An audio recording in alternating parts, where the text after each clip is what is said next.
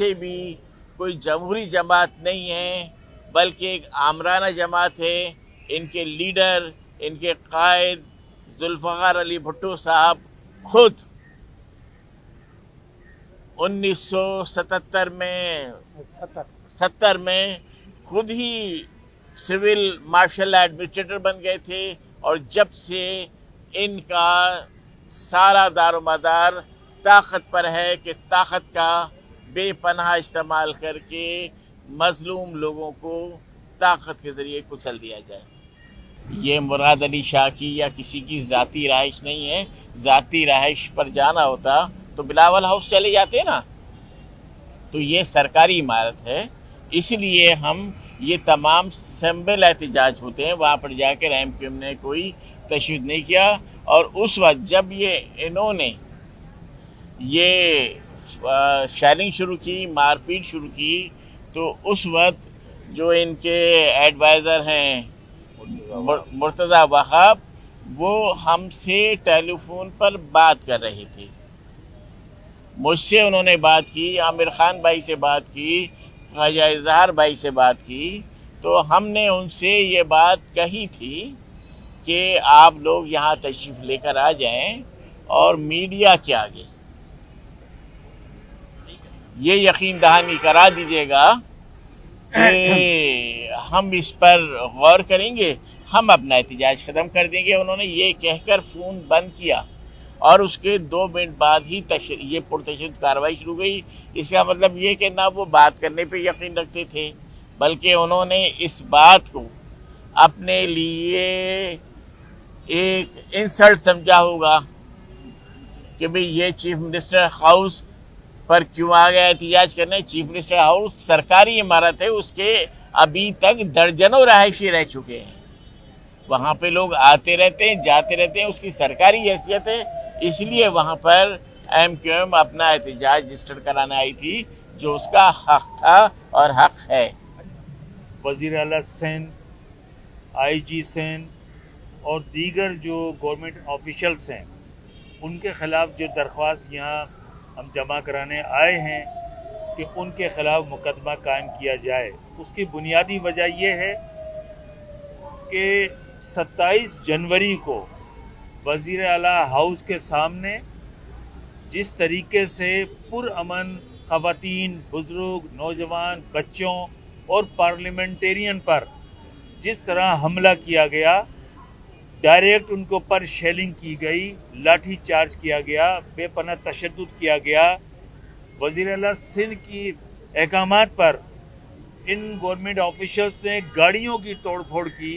ये सारी चीज़ें जो हम बता रहे हैं, ये मीडिया ने उस दिन कवर किया, सोशल मीडिया पे भी चल रहा है, हर वाक़े की बाकायदा वीडियो मौजूद हैं। तो ये जो जुल्म और तशद्दुद हुआ, ये इंसानों पर हुआ, कोई कुत्ते, बिल्ली, जानवर, तीतर, बटेर पर ये अफसोसनाक तशद्दुद नहीं हुआ कि हम इसे बर्दाश्त कर खामोशी से अपने ज़ख्मियों को घरों में लेके बैठ जाएं। एक हमारे साथी की शहादत इसी शेलिंग से हुई, डायरेक्ट शेलिंग की गई, जिसकी वजह से उनकी शहादत हुई। एक हमारे मरकज़ी ओहदेदार हनीफ सूरती भाई, जिनके ऊपर डायरेक्ट शेल का जो शेल है वो डायरेक्ट आँख पे लगा, जिसकी वजह से उनकी आँख ज़ाय हो गई। तो ये जो जुल्म और तशद्दुद है, जुल्म और सितम है, इसके ख़िलाफ़ हम चाहते हैं कि वज़ीर आला सिंध, जिनकी वो रिहाइश गाह है, सरकारी रिहाइश गाह, उनकी सरकारी रिहाइश गाह के बाहर जो पुरअमन लोगों पे तशद्दुद हुआ है, इस तशद्दुद की कार्रवाई के ख़िलाफ़ दहशतगर्दी के मुकदमात कायम किए जाएं। और जिन लोगों ने फुटेज मौजूद हैं और उसके साथ साथ वीडियोज़ मौजूद हैं, एक एक शख्स की तशद्दुद करने वाले के चेहरों को पहचाना जा सकता है, उनके ख़िलाफ़ कार्रवाई की जाए और उनको उनके ख़िलाफ़ कार्रवाई करके उन्हें मुअत्तल किया जाए। उन सरकारी अफसरान को जिन्होंने वज़ीर आला के अहकामात पर आमन्ना सदकना अमल करते हुए ये बेईमाना तशद्दुद किया। हमारे साथ जो MNA जो दरख्वास्त के सिग्नेटरी हैं, उन्होंने पेशवर जोराबाजी और दीगर MNAs ने तहरीक इस्तिक़ाक़ भी पेश की है, क्योंकि जब हम थाने पहुँचे हैं तो SHO एक MNA की मौजूदगी में थाने से गायब हो गया। जो तौहीन अदालत तो अपनी जगह है, तहरीक इस्तिक़ाक़ का जब कोई MPA MNA किसी कोर्ट में जाता है तो आदमी कहीं पर भी हो वो आकर उसकी दादरसी करता है। इवन ये उन्होंने मोहर लगा के दरख्वास्त लेने से भी इनकार कर दिया। तो इसके लिए भी जो कानूनी ज़राए हैं उनको हम पूरी तरह इस्तेमाल करेंगे। हमने जो ज़ख्मी हुए थे हम पुरम जुलूस लेकर गए थे वज़ीर आला के सामने, और उसमें जो बग़ैर किसी कॉशन के, बग़ैर किसी वार्निंग के जिस आदमी ने भी शेयरिंग कराई, लाठी चार्ज कराया, किसके हुक्म पे कराया, उसको हमने तहकीक करना है और उसको करार बाकी सजा दिलवानी है। अपनी दरख्वास्त में हमने chief minister Sindh, IG Sindh, DIG south और डिप्टी कमिश्नर साउथ को इसमें नामजद किया है और SSP साउथ को नामजद किया है। हमने जो दरख्वास्त दी थी डिप्टी कमिश्नर साउथ को, वो दी थी कि हमारा एहतजाजी प्रोग्राम है कराची प्रेस क्लब पर, लेकिन जब हमारी ये एहतजाजी रैली मेट्रोपोल के सिग्नल पर पहुंची तो मेट्रोपोल सिग्नल से राइट जो रास्ता जाता है वो प्रेस क्लब की तरफ जाता है, और जो सीधा रास्ता जाता है वो PC होटल, मूवमेंट पेक वाले या CM वाले सिग्नल पर जाता है। तो ये दोनों रास्ते लॉ एनफोर्समेंट एजेंसीज ने ब्लॉक किए हुए थे। हमसे आगे जो मॉब था, जब उन्होंने देखा कि हमें तो प्रेस क्लब जाने के लिए भी रास्ता बंद किया हुआ है, वो मॉब जो था वो मुश्तइल हो गया, इश्तियाल में आ गया।